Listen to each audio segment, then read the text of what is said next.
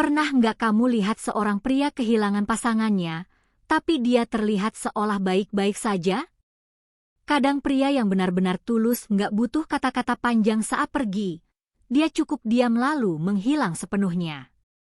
Bukan karena perasaannya hilang, tapi karena dia lelah jadi satu-satunya yang terus berjuang. Dia sudah memberi segalanya, perhatian, kesabaran, pengertian, namun tetap dianggap hal biasa. Sampai akhirnya ketika dia benar-benar pergi, barulah wanita itu sadar bahwa yang hilang bukan sekadar seseorang, tapi sosok yang selalu ada bahkan saat dunia terasa menjauh. Di video ini kita akan membahas apa yang sebenarnya dirasakan wanita saat kehilangan pria seperti itu. Jadi tetap fokus sampai akhir karena cara pandangmu bisa berubah setelah ini. Pria yang tulus tidak selalu pergi karena berhenti mencintai. Terkadang dia pergi karena akhirnya sadar cintanya tidak pernah dihargai. Dan saat dia benar-benar hilang, baru terasa bahwa ketenangan yang dia bawa adalah hal yang paling dibutuhkan. Dulu semua terasa biasa saja, perhatian kecil, kesabaran tanpa batas, kehadiran yang konsisten. Namun setelah hilang, semuanya meninggalkan ruang kosong yang sulit digantikan. Ini bukan hanya tentang kehilangan seseorang, tapi kehilangan ketulusan yang jarang ditemukan, kehilangan rasa tenang yang sering diremehkan karena tidak penuh drama. Banyak orang baru menyadari bahwa cinta yang damai justru lebih berharga daripada hubungan yang penuh gejolak emosi. Yang pertama adalah fase ilusi kebebasan dan ketenangan semu, karena tidak semua kehilangan terasa berat di awal. Saat hubungan berakhir, seringkali yang muncul justru rasa lega, seolah beban yang dulu ada kini terangkat. Tidak ada lagi pesan yang harus dibalas, tidak ada lagi yang mengingatkan hal-hal kecil, tidak ada lagi perdebatan yang melelahkan. Semuanya terasa ringan dan tenang, tapi ketenangan itu seringkali menipu. Rasa bebas itu dianggap sebagai kebahagiaan, padahal sebenarnya hanyalah fase sementara di mana seseorang merasa lepas dari hubungan yang stabil tanpa sadar bahwa kestabilan itulah yang sebenarnya dibutuhkan dalam jangka panjang. Kita hidup di masa di mana cinta sering dihubungkan dengan emosi yang intens, degup jantung, drama, ketidakpastian, sehingga hubungan yang tenang justru dianggap membosankan. Pria yang sabar dan konsisten tidak menciptakan ledakan emosi, tidak membuat hubungan terasa seperti roller coaster, dan justru disitulah kesalahpahaman sering terjadi. Seorang wanita bisa merasa hubungan itu terlalu datar, terlalu mudah ditebak, terlalu tenang, lalu muncul keinginan untuk mencari sesuatu yang lebih menantang. Namun setelah semuanya berakhir dan sosok itu benar-benar pergi, waktu perlahan menunjukkan kenyataan bahwa ketenangan bukanlah kebosanan, melainkan bentuk kedewasaan yang dulu tidak disadari. Fenomena ini bukan sekadar kisah romantis, tapi punya akar psikologis yang nyata. Dalam dinamika hubungan ada kecenderungan yang disebut emotional dysregulation preference, yaitu dorongan untuk tertarik pada emosi yang naik turun karena terasa lebih hidup walau sering menyakitkan. Hubungan yang tenang justru kadang terasa asing, bahkan dianggap kurang berwarna. Dan saat seseorang terbiasa dengan ketenangan itu lalu kehilangannya, tubuh dan pikirannya baru menyadari bahwa kesunyian tanpa dia jauh lebih menyakitkan daripada konflik saat dia masih ada. Lalu muncul pertanyaan, kenapa pria baik sering dianggap biasa? Untuk memahami itu, perlu melihat bagaimana persepsi terbentuk. Pria seperti ini biasanya punya 3 kualitas utama: konsisten, sabar, dan stabil secara emosional. Ironisnya, justru hal-hal ini tidak menciptakan rangsangan emosi yang kuat. Dalam psikologi hubungan, ini dikenal sebagai paradoks kestabilan. Manusia menginginkan kedamaian, tapi sering merasa kehilangan gairah ketika sudah mendapatkannya. Bagi sebagian wanita yang tumbuh dalam lingkungan penuh konflik, drama, atau ketidakpastian, cinta yang tenang bisa terasa tidak nyata. Mereka terbiasa mengaitkan cinta dengan perjuangan dan ketegangan. Akibatnya, ketika ada sosok yang hadir dengan ketulusan, empati, dan ketenangan, justru muncul rasa hambar. Dari sudut pandang perkembangan psikologis, ini berkaitan dengan attachment style. Wanita dengan kecenderungan keterikatan cemas lebih mudah terpicu oleh pasangan yang tidak konsisten karena ketidakpastian menciptakan dorongan emosional yang kuat. Sebaliknya, pria dengan keterikatan aman memberikan stabilitas tanpa kecemasan, dan justru itu membuat hubungan terasa kurang intens. Padahal intensitas tidak selalu berarti kualitas. Cinta yang sehat sering terasa sederhana karena tidak dipenuhi drama, tapi di balik kesederhanaan itu ada rasa aman, saling menghargai, dan ruang untuk tumbuh. Sayangnya, pemahaman ini jarang hadir di awal, seringkali butuh kehilangan untuk benar-benar melihat nilainya. Dibutuhkan keheningan untuk menyadari arti kehadiran. Pria baik mungkin tidak selalu pandai menciptakan momen besar atau kata-kata indah, tapi dia hadir saat dibutuhkan. Dia mungkin tidak sempurna dalam ekspresi, tapi tahu cara mendengar tanpa menghakimi. Dan ketika sosok seperti itu pergi, dunia terasa goyah. Bukan karena semuanya sempurna sebelumnya, tapi karena akhirnya disadari bahwa kebaikan adalah fondasi yang tidak mudah digantikan. Selanjutnya adalah tahapan emosional yang biasanya muncul setelah kehilangan. Kehilangan sosok yang tulus bukan hanya soal perasaan, tapi proses batin yang bertahap. Tahap pertama adalah penyangkalan dan ilusi kekuatan. Di awal perpisahan, banyak wanita menolak untuk merasakan luka. Mekanisme pertahanan diri bekerja, membuatnya meyakinkan diri bahwa semuanya baik-baik saja. Dia terlihat sibuk, aktif, bahkan tampak lebih bebas, seolah hidupnya menjadi lebih ringan. Tapi itu bukan kebahagiaan yang sesungguhnya, melainkan cara untuk menghindari rasa kehilangan melalui distraksi. Secara psikologis, fase ini memang berfungsi sebagai pelindung dari tekanan emosi yang mendadak, namun jika terlalu lama bertahan, justru menghambat pemulihan. Karena perasaan yang ditekan tidak benar-benar hilang, hanya menunggu waktu untuk muncul kembali. Lalu masuk ke tahap berikutnya, yaitu kekosongan dan konflik batin. Setelah fase, aku baik-baik saja, memudar, muncul keheningan yang tidak bisa dihindari. Hal-hal kecil yang dulu terasa biasa mulai terasa berbeda.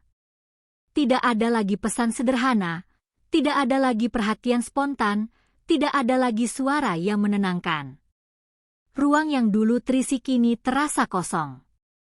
Disinilah muncul ketidakseimbangan antara hati dan pikiran. Di satu sisi ada kerinduan yang pelan-pelan muncul, tapi di sisi lain ada dorongan untuk tetap terlihat kuat. Konflik ini membuat perasaan semakin berat, karena apa yang dirasakan tidak sejalan dengan apa yang ingin diyakini. Pertarungan batin ini perlahan mengganggu keseimbangan emosi. Tidur mulai tidak nyenyak, hal-hal yang dulu menyenangkan terasa hambar, dan muncul perasaan kehilangan arah. Dalam psikologi relasi, kondisi ini dikenal sebagai attachment withdrawal, yaitu reaksi saat seseorang terlepas dari sumber rasa aman yang selama ini menenangkan dirinya.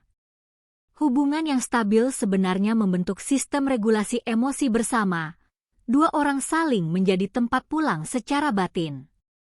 Ketika salah satu pergi, sistem itu runtuh dan pikiran serta tubuh butuh waktu untuk beradaptasi kembali. Lalu masuk ke tahap berikutnya, yaitu nostalgia dan distorsi kenangan.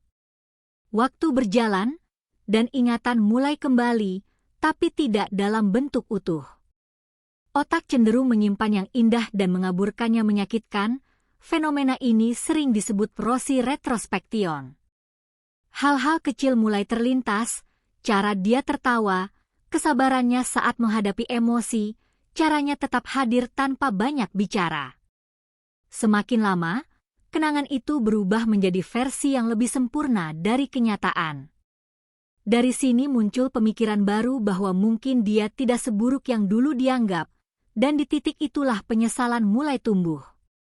Namun penyesalan ini belum sepenuhnya jernih, masih bercampur antara rindu dan rasa bersalah. Belum ada keinginan kuat untuk kembali, tapi kehilangan mulai terasa nyata. Tahap berikutnya adalah penyesalan yang disertai kesadaran diri. Ketika waktu terus berjalan dan tidak ada yang mampu mengisi kekosongan itu, muncul pemahaman baru bahwa sosok seperti itu tidak mudah ditemukan. Perhatian kecil yang dulu dianggap biasa ternyata adalah bentuk cinta paling tulus. Tidak semua orang mampu bersabar, memahami, dan tetap bertahan tanpa membalas emosi dengan kemarahan. Di fase ini mulai muncul evaluasi diri, pertanyaan-pertanyaan yang dulu tidak pernah dipikirkan kini datang satu persatu. Proses ini dikenal sebagai self-confrontation, yaitu keberanian untuk melihat diri sendiri dengan jujur dan mengakui peran dalam runtuhnya hubungan. Rasa sakit di tahap ini memang nyata, tapi justru disinilah awal pertumbuhan dimulai. Rasa bersalah tidak lagi hanya disesali, melainkan dipahami sebagai pelajaran. Lalu datang tahap penerimaan dan transformasi. Di sini, masa lalu mulai bisa dilihat dengan lebih jernih, tanpa penolakan dan tanpa idealisasi berlebihan. Kehilangan tidak lagi dianggap sebagai hukuman, melainkan sebagai proses belajar.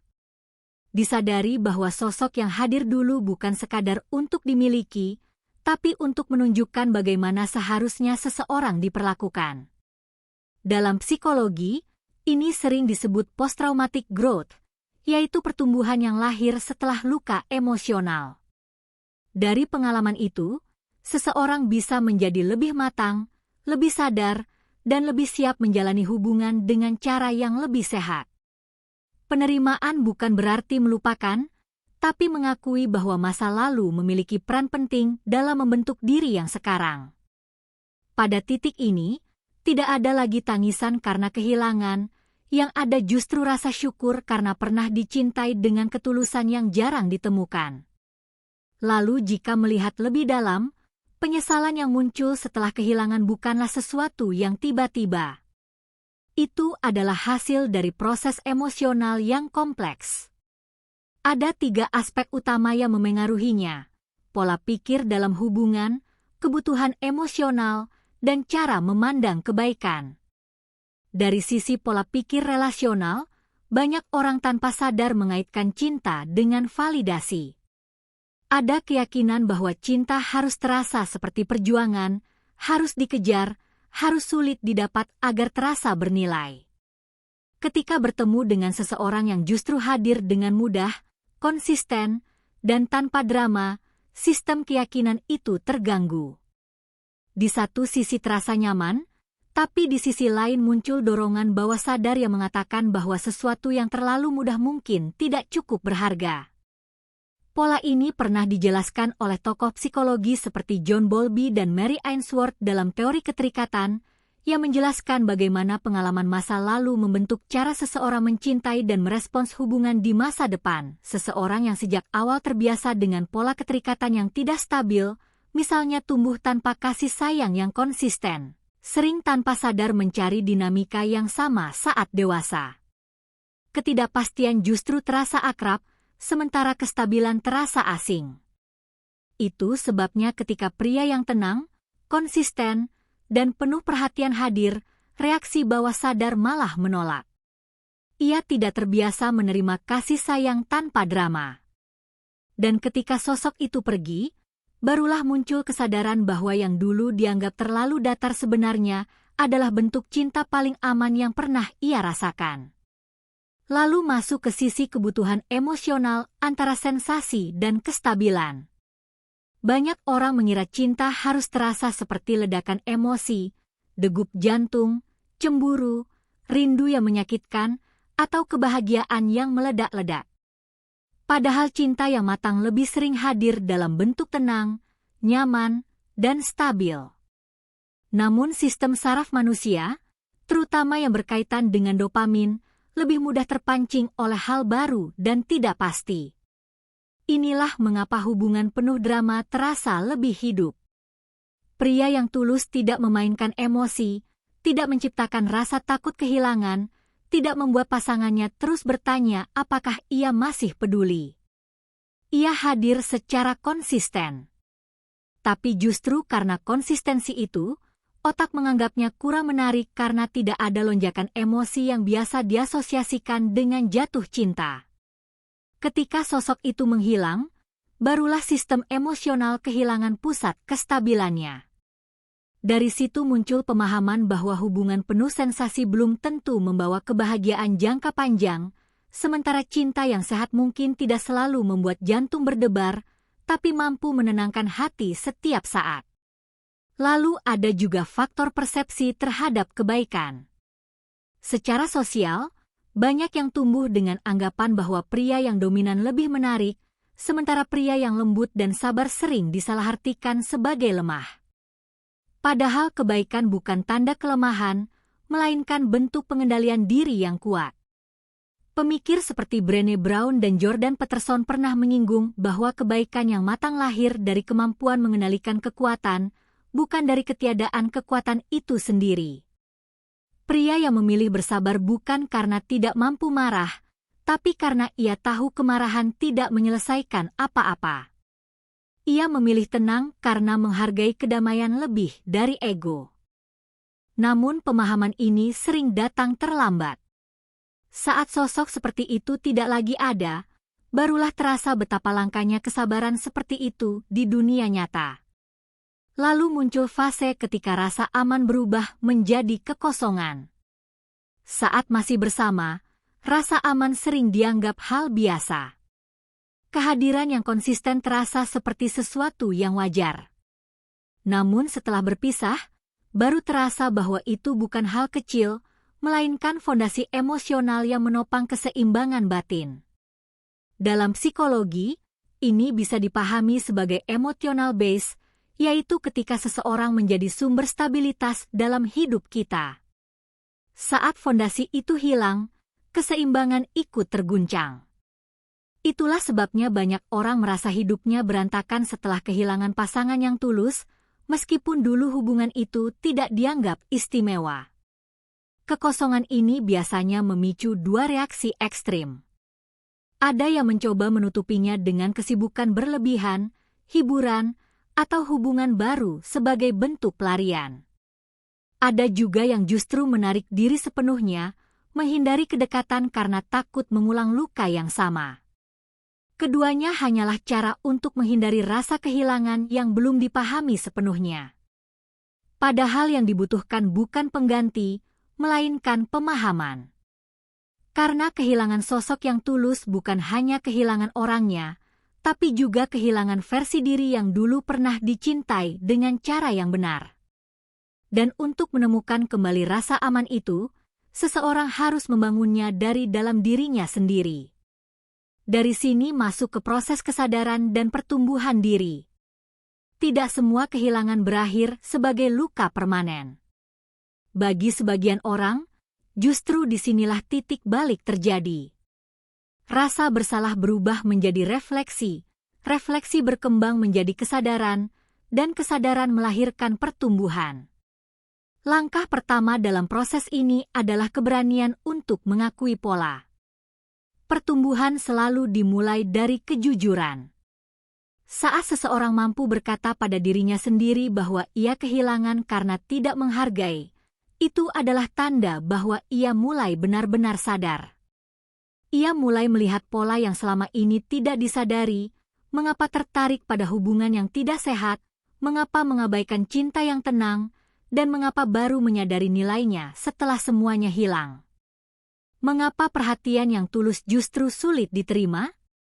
Di titik ini muncul sesuatu yang disebut metakognisi emosional, yaitu kemampuan untuk mengamati pikiran dan perasaan sendiri tanpa langsung menghakimi. Saat kesadaran ini mulai terbentuk, seseorang tidak lagi sekadar bereaksi terhadap emosi, tapi mulai memahami dan mengarahkannya. Dari sini proses pertumbuhan benar-benar dimulai. Langkah berikutnya adalah memaafkan diri sendiri.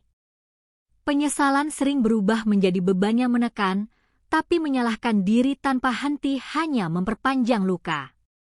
Di tahap ini muncul self-forgiveness, menerima bahwa dulu belum tahu cara mencintai dengan benar. Memaafkan bukan berarti melupakan, tapi memahami bahwa setiap keputusan diambil berdasarkan kesadaran yang dimiliki saat itu. Ia bukan jahat, hanya belum cukup matang. Dan sekarang, setelah memahami, ia punya pilihan untuk berubah. Lalu masuk ke tahap membentuk versi diri yang baru. Disinilah pelajaran dari kehilangan mulai diterapkan. Ia belajar menerima cinta tanpa harus mencari drama, tidak lagi menguji kesabaran orang lain untuk membuktikan ketulusan, tidak lagi menolak kehadiran karena takut kehilangan. Ia mulai menghargai kebaikan tanpa harus kehilangannya lebih dulu. Pada titik ini, kehilangan tidak lagi terasa sia-sia, melainkan menjadi investasi emosional paling berharga yang pernah ia alami. Dari sini muncul tantangan berikutnya, yaitu menghindari pola yang sama agar tidak terulang. Dalam psikologi relasi ini dikenal sebagai memutus siklus keterikatan. Proses ini membutuhkan kesadaran yang terus dilatih. Ia mulai belajar mengenali perasaannya saat berada di dekat seseorang yang tulus, memahami bahwa rasa tidak nyaman terhadap kestabilan bukan karena bosan, tapi karena belum terbiasa. Ia melatih diri untuk menikmati ketenangan, bukan hanya mengejar sensasi. Ia juga mulai membangun rasa aman dari dalam dirinya sendiri, tidak lagi bergantung sepenuhnya pada pasangan sebagai sumber kestabilan. Ia belajar menenangkan diri, memahami kebutuhan emosinya, dan menghadirkan keseimbangan dari dalam. Dengan begitu, hubungan berikutnya tidak dibangun dari ketergantungan, melainkan dari kebersamaan yang sehat. Ia mulai menghargai konsistensi lebih dari intensitas. Hubungan yang penuh gejolak mungkin terasa memabukkan, tapi hubungan yang konsistenlah yang menumbuhkan kepercayaan. Ia tidak lagi mencari yang sesekali mengejutkan, tapi yang hadir secara nyata setiap hari. Ia juga belajar berkomunikasi dengan jujur, karena banyak hubungan berakhir bukan karena kurang cinta, tapi karena kurangnya pemahaman. Ia mulai berani menyampaikan kebutuhan tanpa menyalahkan, dan belajar mendengarkan tanpa menghakimi. Dari situ, hubungan yang sehat punya ruang untuk tumbuh tanpa kesalahpahaman. Pada akhirnya, ia memahami nilai sebuah kehadiran. Kehilangan sosok yang tulus bukan hanya kehilangan seseorang, tapi kehilangan versi dirinya yang pernah dicintai tanpa syarat. Namun kehilangan seperti ini tidak selalu berakhir dengan kesedihan. Ia bisa menjadi titik balik terbesar dalam hidup. Luka berubah menjadi guru. Ia mulai mengerti bahwa cinta sejati bukannya membuat jantung terus berdebar, tapi yang membuat hati merasa tenang. Bukan yang penuh janji besar, tapi yang diam-diam menepati. Dan ketika ia benar-benar tumbuh, ia tidak lagi mencari seseorang yang baik hanya untuk dimiliki, tapi untuk bisa menjadi pribadi yang layak bagi kebaikan itu. Karena cinta yang matang bukan tentang siapa memiliki siapa, tapi tentang siapa yang mampu bertumbuh bersama. Mungkin sosok itu sudah pergi, tapi nilai yang ia tinggalkan tetap hidup sebagai pengingat bahwa kebaikan bukan untuk dimanfaatkan, melainkan untuk dihargai. Jadi jangan pernah meremehkan seseorang yang sabar, setia, dan terus berusaha memahami tanpa banyak kata. Kebaikan seperti itu tidak datang setiap saat dan tidak dimiliki semua orang. Terkadang seseorang pergi bukan karena berhenti mencintai, tapi karena menyadari cintanya tidak lagi dihargai. Dan saat ia benar-benar hilang, yang terasa bukan sekadar kehilangan dirinya, tapi hilangnya ketenangan yang dulu dianggap biasa. Karena itu, selagi masih ada, belajarlah menghargai kehadiran yang tulus. Hal seperti itu jarang datang dua kali dengan cara yang sama.